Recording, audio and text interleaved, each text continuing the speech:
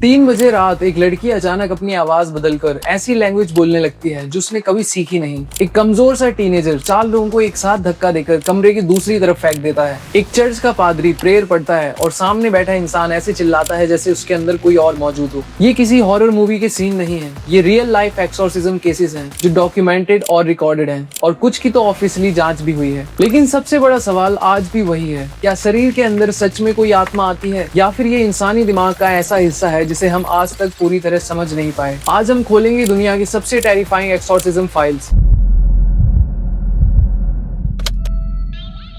Exorcism यानी किसी इंसान के मौजूद बुरी आत्मा या शैतान को बाहर निकालने की रस्म। ये कॉन्सेप्ट नया नहीं है, हजारों सालों से लगभग हर कल्चर में इसका कोई ना कोई वर्जन मौजूद रहा है। क्रिश्चियनिटी में प्रीस्ट होली प्रेयर और क्रूसिफिक्स का इस्तेमाल करते हैं, इस्लाम में रुकिया पढ़ी जाती है, हिंदू ट्रेडिशन में तांत्रिक रिचुअल और मंत्र हैं और आदिवासियों में आत्मा को शुद्ध करने के समारोह होते हैं। मतलब एक चीज हर सभ्यता में कॉमन रही है, इंसान का ये यकीन कि कभी कभी कोई चीज शरीर पर कब्जा कर लेती है। लेकिन इंटरेस्टिंग बात ये है, मॉडर्न साइकेट्री आने के बाद कई केसेस जिन्हें पहले पोजेशन माना जाता था अब मेंटल डिसऑर्डर एक्सप्लेन करते हैं, जैसे स्किज़ोफ्रेनिया, एक सीरियस दिमागी बीमारी जो इंसान को सोचने, महसूस करने और व्यवहार करने के तरीके को बदल देती है।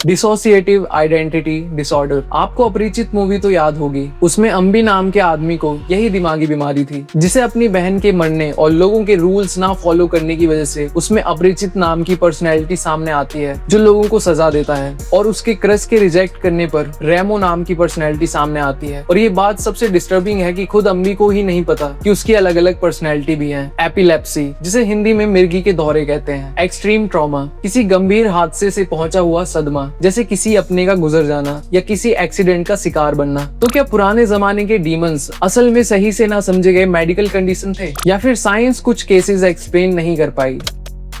अगर दुनिया के सबसे डिस्टर्बिंग एक्सोर्सिज्म केस के लिए पूछा जाए तो शायद सबसे पहला नाम होगा एनालीज मिशेल का। 1970s Germany. एनालीज एक नॉर्मल कैथोलिक लड़की थी, लेकिन टीनेज ईयर्स में उसके बिहेवियर में अजीब बदलाव आने लगे। उसे दौरे पड़ने लगे, उसे आवाजें सुनाई देने लगी और धीरे धीरे उसने ये कहना शुरू कर दिया कि उसके अंदर भूत प्रेत हैं। डॉक्टर्स ने डायग्नोसिस दिया एपिलेप्सी और साइकोसिस। उसे दवाइयां दी गई, लेकिन उसकी फैमिली को लगा ये बीमारी नहीं है। क्यों? क्योंकि एनालीज अचानक से रिलीजियस चीजों से डरने लगी, होली वाटर को रिजेक्ट करना, क्रॉस देखकर वायलेंट हो जाना। फिर शुरू हुए 67 एक्सोर्सिज्म सेशंस, ऐसे भूत को निकालने के लिए जो उसके अंदर थे ही नहीं। महीनों तक प्रीस्ट उसके ऊपर रस्में करते रहे। रिकॉर्डेड टेप्स के अनुसार उसकी आवाज कई बार बदल जाती थी, वो किसी आदमी की तरह चिल्लाती थी और वो खुद कहती थी कि उसके अंदर कोई है। लेकिन सबसे हॉरिफाइंग चीज, धीरे धीरे उसने खाना ऑलमोस्ट बंद कर दिया, उसकी फिजिकल कंडीशन बेकार होने लगी और 1976 में एनालिस की मौत हो गई। ऑफिशियल वजह थी खाने और पानी का ना मिलना।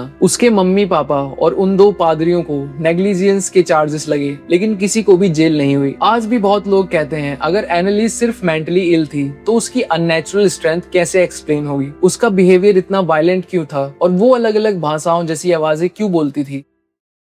1970s की आइकॉनिक हॉरर मूवी द एक्सोर्सिस्ट असल में इंस्पायर्ड थी एक रियल केस से। केस में वो टीनेजर जाना जाता था रोनाल्ड डो के नाम से। असली नाम ऑफिशियली सीक्रेट रखा गया उसकी प्राइवेसी को बचाने के लिए। बाद में जब ये टीनेजर बड़ा होकर 2020 में दुनिया के सामने आया तब उसकी असली पहचान रोनाल्ड एडविन हंकलर के रूप में सामने आई। पर आखिर उसके साथ हुआ क्या था? साल था 1949 अमेरिका। रोनाल्ड अचानक से स्ट्रेंज एक्टिविटीज एक्सपीरियंस करने लगा। फर्नीचर का अपने आप मूव होना, दीवारों पर स्क्रैचेस दिखाई देना और कभी कभी उसकी बॉडी पर अजीब से शब्द लिखे होते थे। डॉक्टर्स कंफ्यूज थे। फिर चर्च इन्वॉल्व हुआ। प्रीस्ट ने मल्टीपल एक्सोर्सिज्म अटेम्प्ट किए। रिचुअल के दौरान रोनाल्ड लैटिन भाषा बोलने लगता था। जिन्हें पता नहीं है, लैटिन एक प्राचीन रोमन लैंग्वेज है और इसे एक डेड लैंग्वेज भी कहा जाता है क्योंकि अब इसे बहुत कम लोग बोलते हैं। रोनाल्ड कई बार भयंकर गुस्सा और इतनी ताकत दिखाता था कि एडल्ट्स भी उसे कंट्रोल नहीं कर पाते थे। रिपोर्ट्स के अनुसार एक पादरी इंजर्ड भी हुआ। हफ्तों तक रिचुअल रिचुअल चलते रहे और आखिर में क्लेम किया गया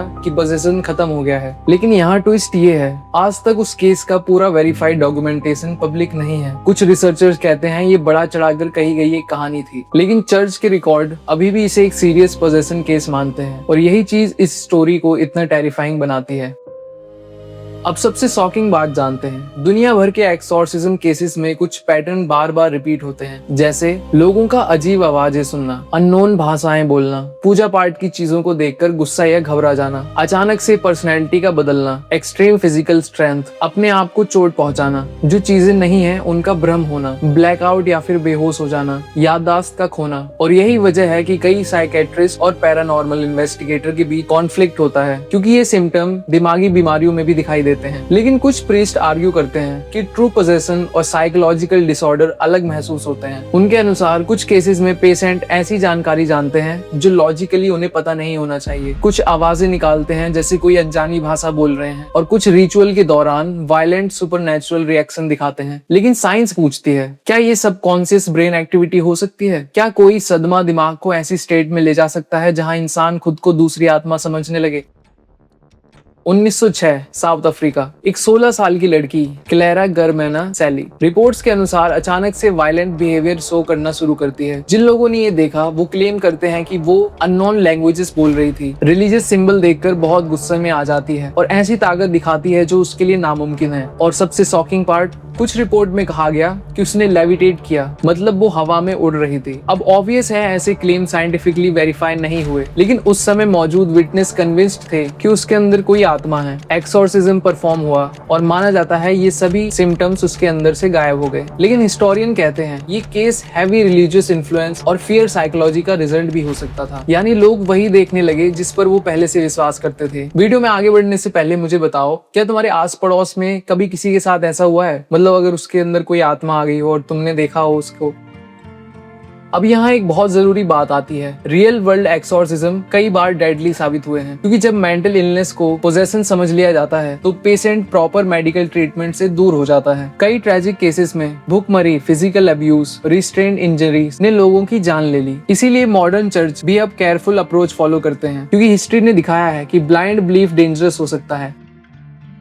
कुछ केसेस ऐसे हैं जिन्हें ना ही साइंस और ना ही रिलीजन फुली एक्सप्लेन कर पाते हैं। कई ट्रेंड साइकेट्रिस्ट ने एडमिट किया है कि कुछ पेशेंट का बिहेवियर बहुत ही ज्यादा अजीब होता है। कुछ प्रीस्ट कहते हैं उन्होंने रिचुअल के दौरान ऐसी चीजें देखी जिन्हें वो आज तक एक्सप्लेन नहीं कर पाए। कोल्ड रूम, ऑब्जेक्ट का अपने आप हिलना, पेशेंट का इम्पॉसिबल डिटेल्स बताना, कई बड़ा चढ़ाकर कही गई चीजें हैं या सच में कुछ पैरानॉर्मल होता है। और शायद यही शक एक्सोर्सिज्म को इतना डरावना बनाती है।